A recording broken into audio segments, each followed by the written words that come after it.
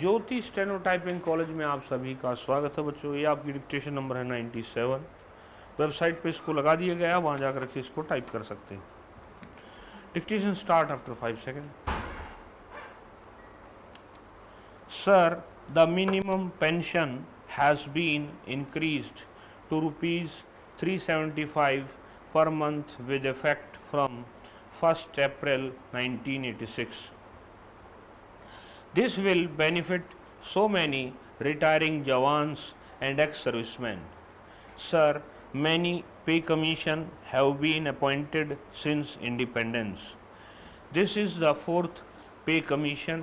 It is for the first time that the question of pension for ex-servicemen was referred to a pay commission. Therefore, there has been a departure from the past. This matter has been considered. Certain arguments have been adduced. Arguments have been adduced by the pay commission also. We will go into all these points which have been raised by the honorable members. I will also look into these points again, but I have given you the present position and the present facts as they are. Then, sir, there was the question of self-reliance and self-sufficiency. Points of that kind were rightly raised by many members. I want only to give a certain perspective to this question. Sir, we are all equally interested in it, but in a matter like defense, where technology sometimes move very fast, where the expenditure made on defense production, research and other aspects of trials, development of weapons, etc. is enormous. In some of the developed countries, their voice to aim at self-sufficiency may be too ambitious. I think we should aim at self-reliance, and we should aim at self-reliance particularly in the critical defense areas. That we should aim at, and we should also keep in mind the fact that if we weaken the process of economic development or distributive justice, then also we weaken the defense of the country. The defense of the country is no just armaments, it is economic growth, it is the stability of our polity. All these things together make up the defense of the country. So a certain balance will have to be kept, and we will have to keep our resources in view. I think that for the time being, some amount of import is necessary.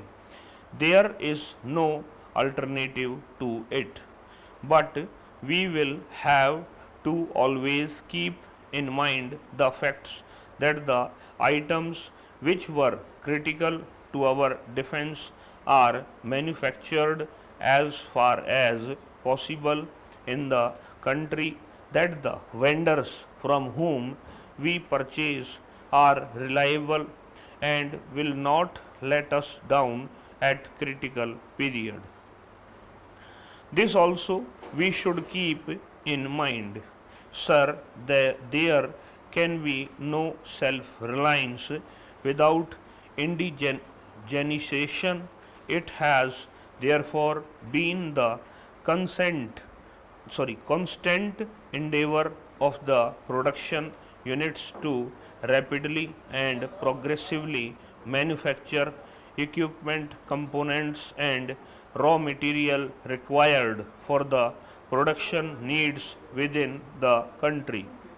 Honorable members would be happy to note that in the total value of production of the ordnance factories during 1986, the import content in terms of value was as low as 2% as compared to 9% in the previous year.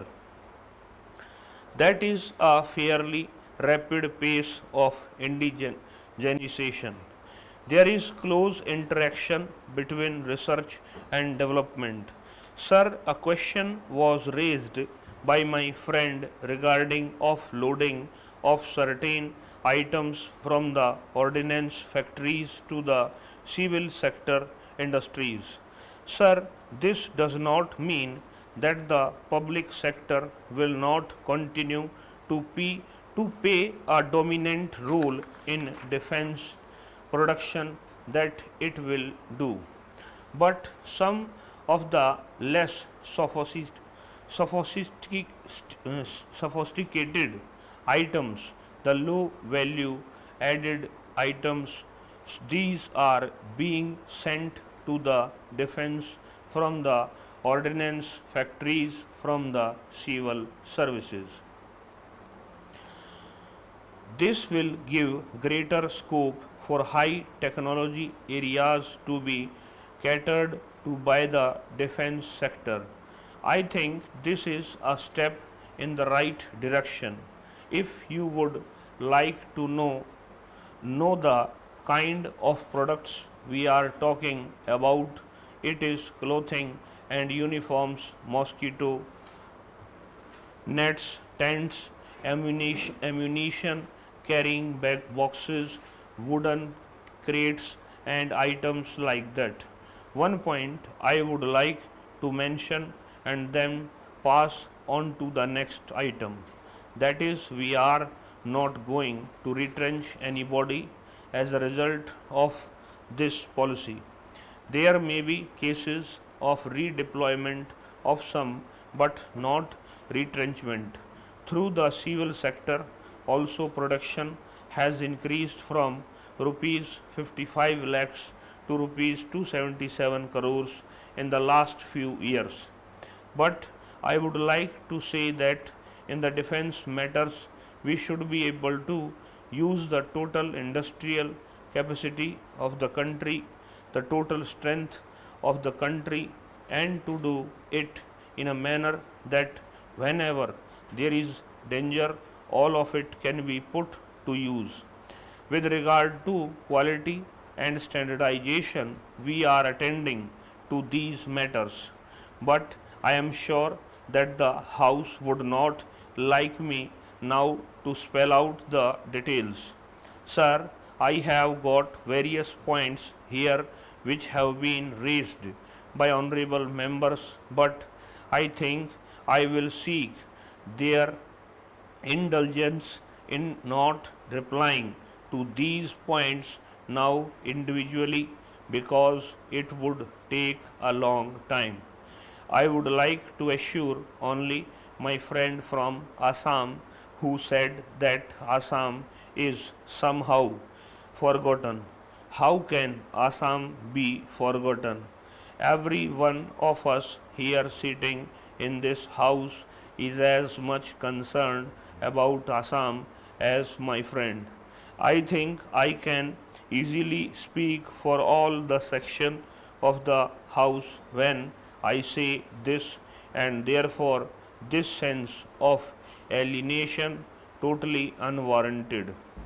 We all feel greatly concerned, and I would like, in fact, to remind honorable members that in 1965, at a meeting which Shastriji convened of leaders of all political parties at the time of war with Pakistan, or just before that, one of the leaders from the South India said that when a person is hurt in his little finger, the entire body pains, and if there is any intrusion into the border anywhere in India, then we in Tamil Nadu are going to feel the pain. That is how we look upon India. And it is in that spirit that General Arora also spoke the other day, saying that if we are going to strengthen our defense, we must have unity.